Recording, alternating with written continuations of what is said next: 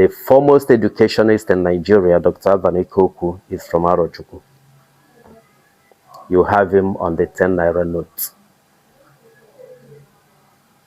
And Ikoku College of Education, Owerri, was named after him. We've had so many other prominent people, like Dr. Wakamokoro, the first son in Imo State, then Imo State, the first son, senior advocate of Nigeria. We have produced the first ever female DIG in Nigeria. When the children of God entered Nigeria by River Niger, I think they settled somewhere in Nri. And if you check history, 3 of them separated. Hello guys, this is Creative Law TV. We are live and direct in Arochukwu local government of Abia State, in one of the ancient kingdom in Igbo land. When you talk about ancient kingdom, you talk about Arochukwu. They are one of them. You can't count Nri, Agulere without counting Nri, without counting Arochukwu. So in this kingdom, there is a lot of stories about this kingdom because a lot of personalities are from this town, and there is also a story that Igbo started from here. So we are here to know all about this particular place, so that the king or whoever that is inside there will tell us more about this great palace. And the longest reigning monarch in the whole world was from here. He reigned for 73 years, and since then nobody have broken that record. Nobody comes close. So this is one of the ancient kingdom. This kingdom has been existent for so many years. Somebody like Ivan Ikoku is the one they drew in 10 naira. Is from this town. Somebody like Kanu Wankwo is from this town. Somebody like the first DIG in the whole of Nigeria is from this town. A lot of personalities are from this town. So we are here to meet the king, so that he will tell us more about this particular kingdom. Let's go.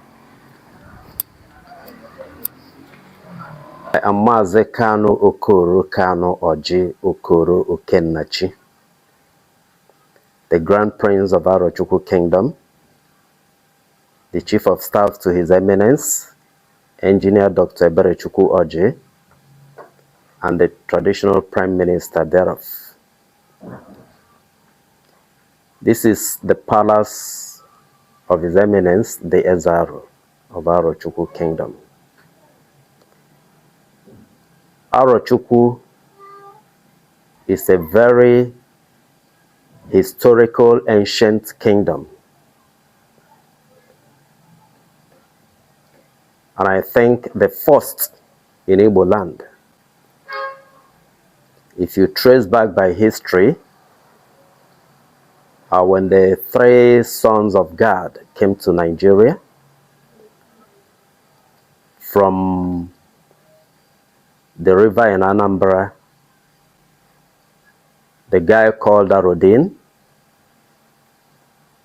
was the one that founded Arochukwu,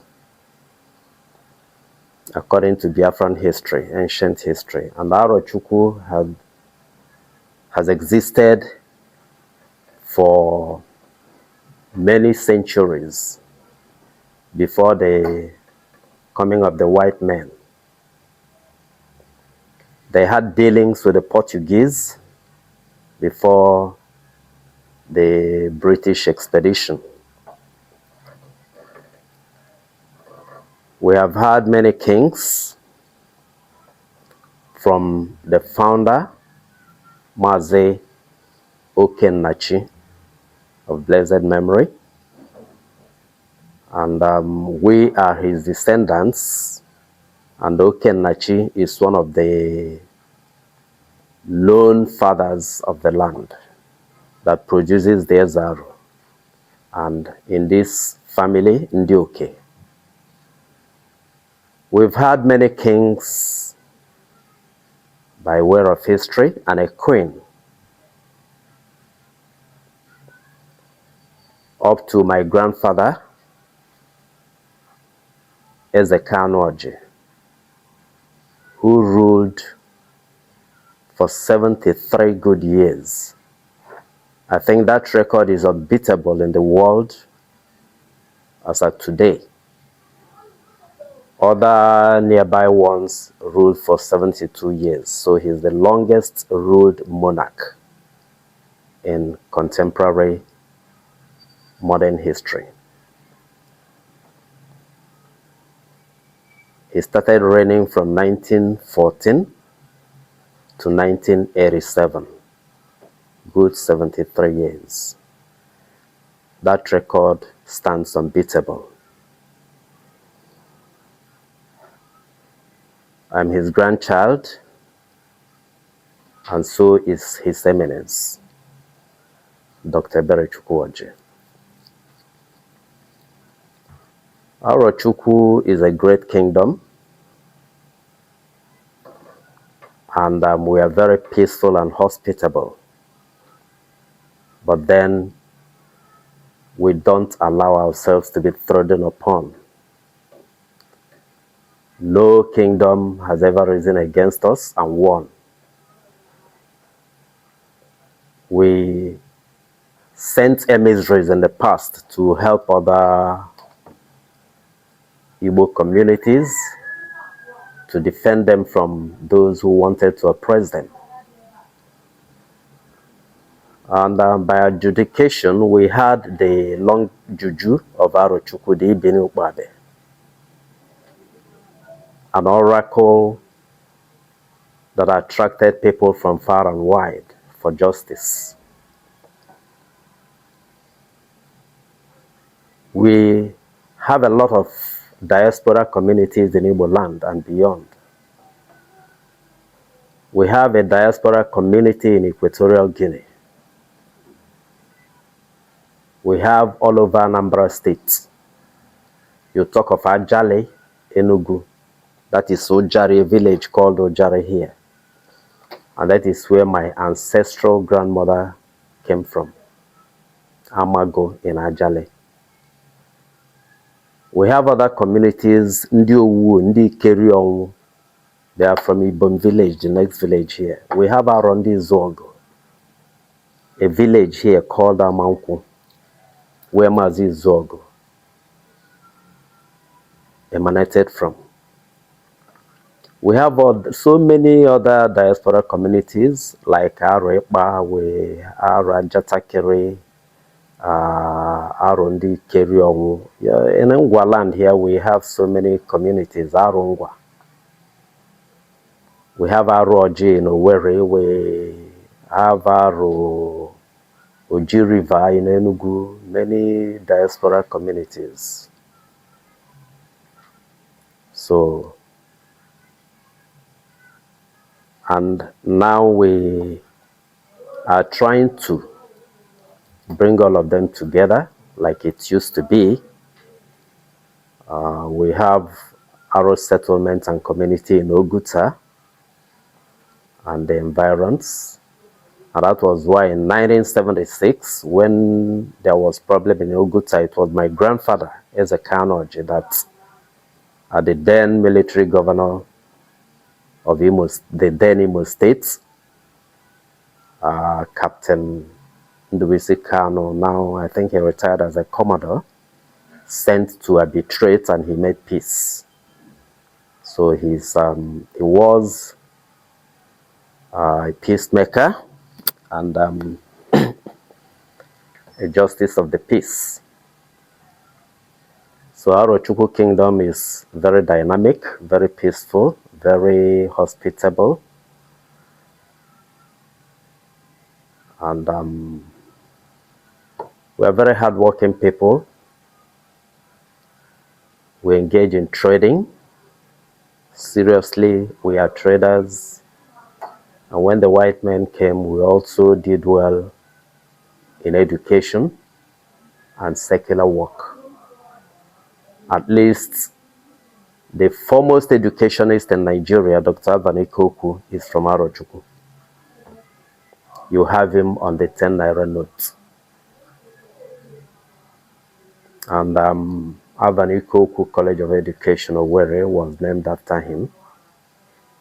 We've had so many other prominent people like Dr. Wakamokoro, the first son in Imo State, then Imo State, the first son, senior advocate of Nigeria.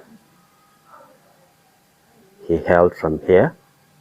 We've had other prominent people, both in secular work, permanent secretaries, people like SG Koku and the rest. We have produced the first ever female DIG in Nigeria.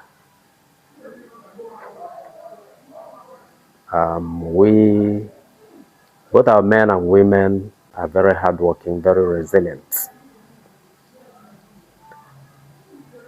And a lot of other things, both past and present. Usually we say in Igbo land that onye ọwụla ji ọfọ kama ọfọ ma onye ji.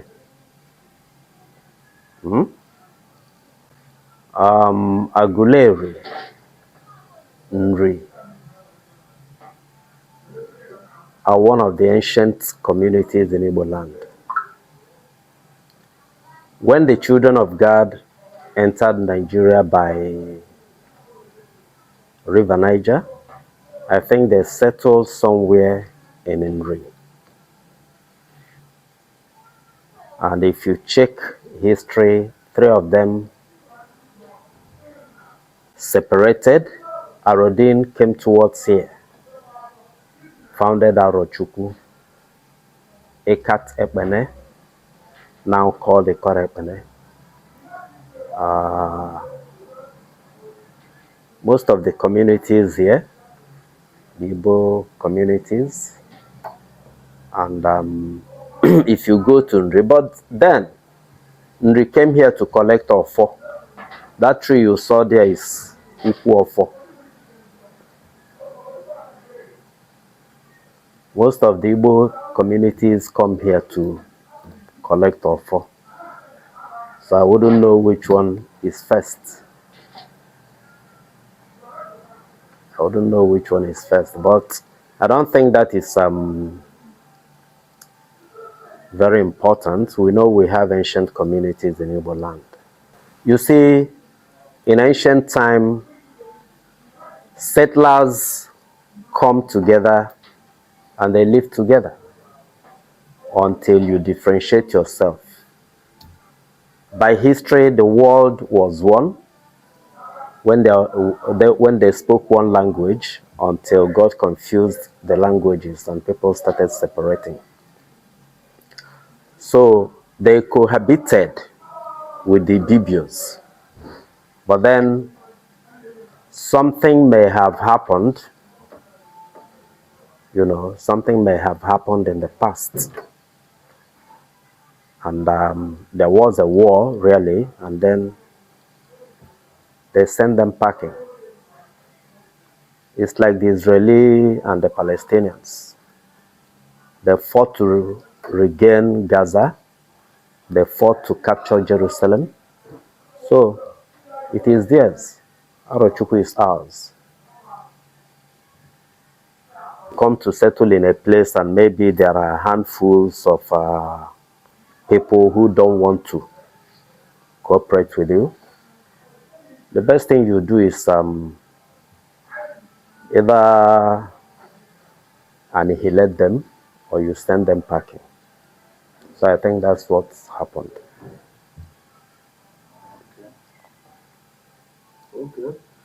So even when they are settling now, the Bibios, they came as foreigners and settled there. It is not their land. Nobody owns any land until you settle and claim it.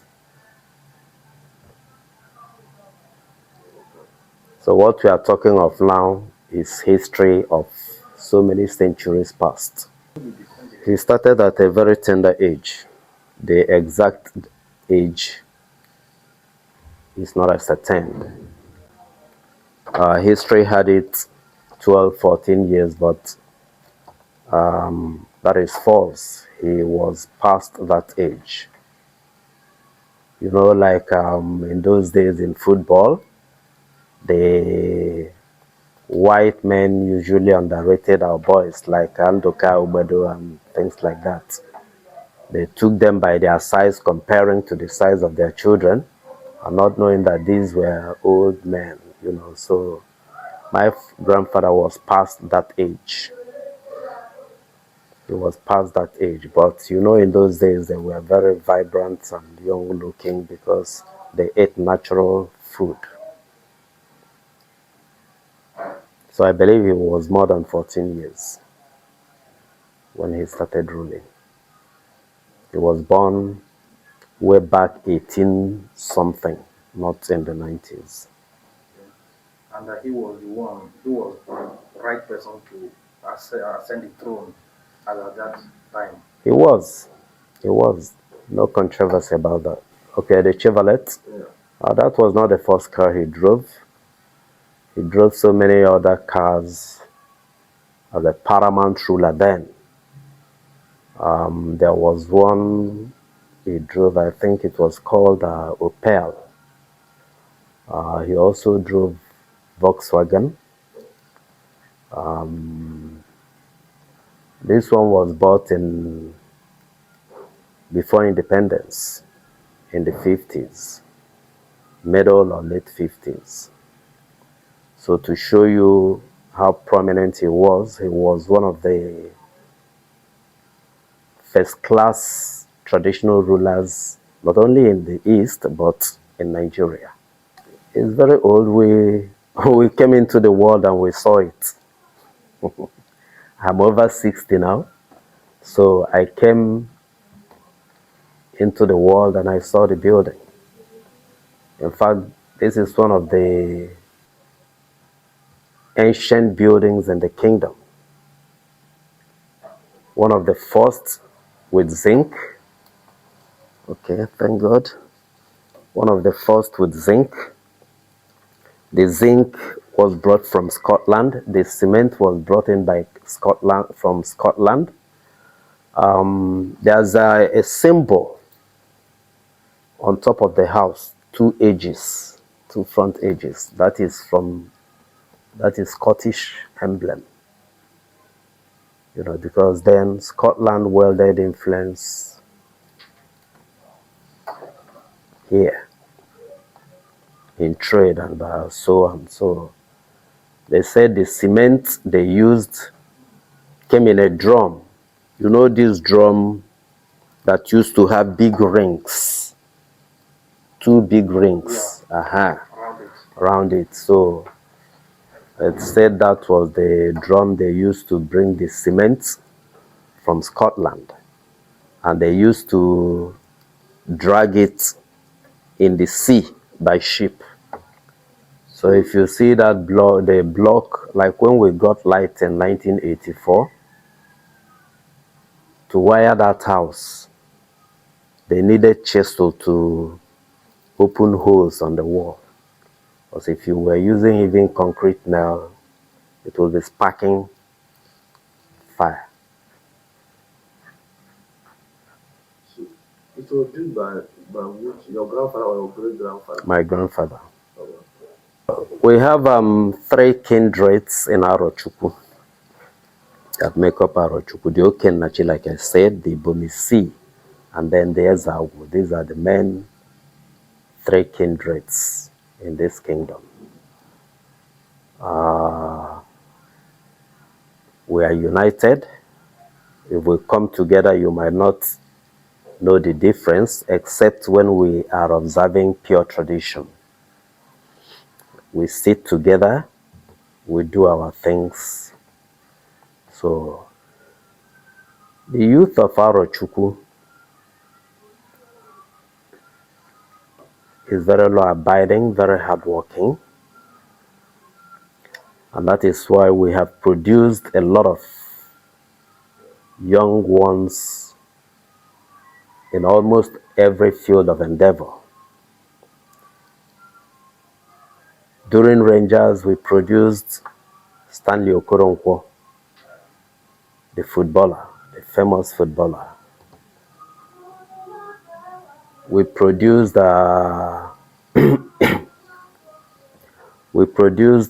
Kanwankwo, Papilo. We produced one guy in the field of athletes. I've forgotten his name. Chidimo. We produced Chidimo. You know,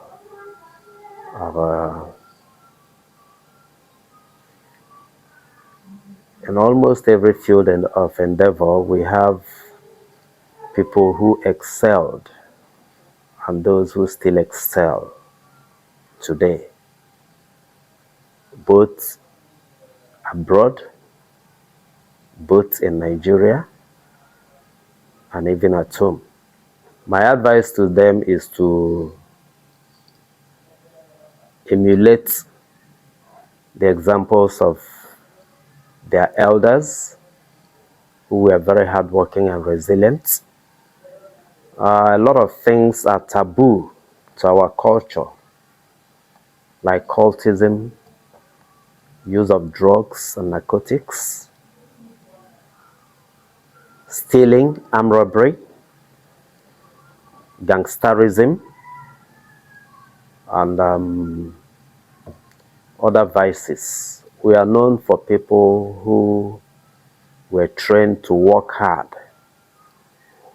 for your livelihood. And that is why most of the times, if our people go into all these other crimes, they don't succeed. It's not our way of life. It's not in our blood.